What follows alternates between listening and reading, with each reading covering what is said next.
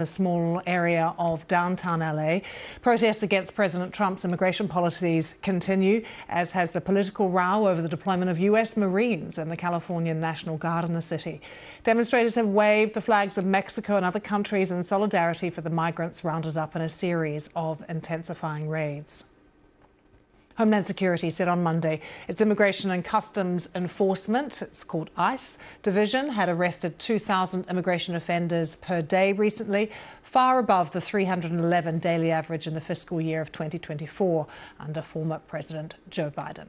Let's speak now to Daniel Bertosa, who is General Secretary of Public Services International. That's the global union federation of more than 700 trade unions across the world, with some close connections, Daniel, I know, in the US and in LA.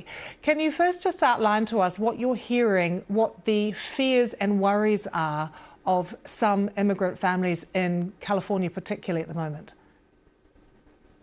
People all over California, but also the US, are increasingly terrified by the use of military-style force to detain people in their communities, in their homes, but also in their workplaces. And it's quite terrifying for people to have to face masked men with weapons coming into their community to often quite brutally and in a militarized way detain them. So there's a overwhelming fear that I think is in these communities. And when you look at some of the places in which these operations have occurred, in homeware shops, in retail clothing outlets, somebody was detained in a donut shop, and even graduations for students and citizenship ceremonies. I think it's clear that these raids are designed to create fear and that they are being used to suppress dissent.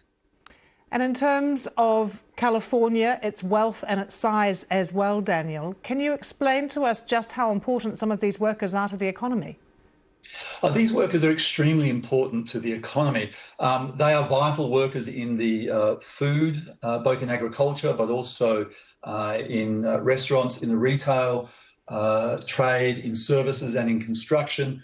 These are workers who are integrated into the workplace, and many of them have been working and living in the community for decades. And that's why the labour movement has been so strong in its condemnation of this, because every worker who's contributing to society and is vital to the community fabric, but also the economy, should have the right to be safe in their workplace, and their colleagues and their fellow workers won't accept the use of military force that's quite provocative coming into workplaces for essentially political purposes. What can the unions do, though, Daniel, if one of their members is arrested or taken into custody?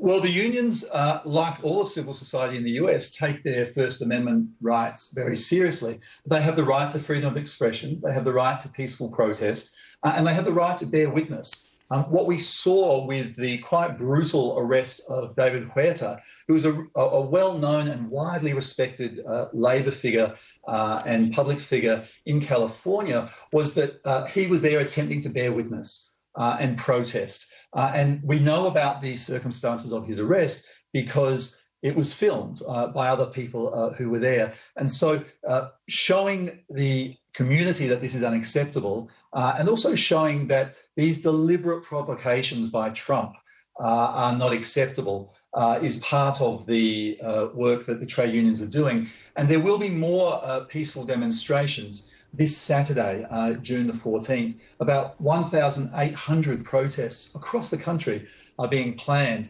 under the banner of No Kings. And I think that really captures the feeling increasingly amongst workers and the community in the US that this Trump administration feels like that it can act with impunity, as if Trump was a king. And that's a very important message for the community to get behind, because we are seeing the trampling of many of the tenets of democracy beginning to occur. And I think we're seeing perhaps a turning point in Trump's administration at the moment. Daniel Bertosa, good to have you with us. Thanks for joining us from Geneva. Around the world and across the UK, this is BBC News.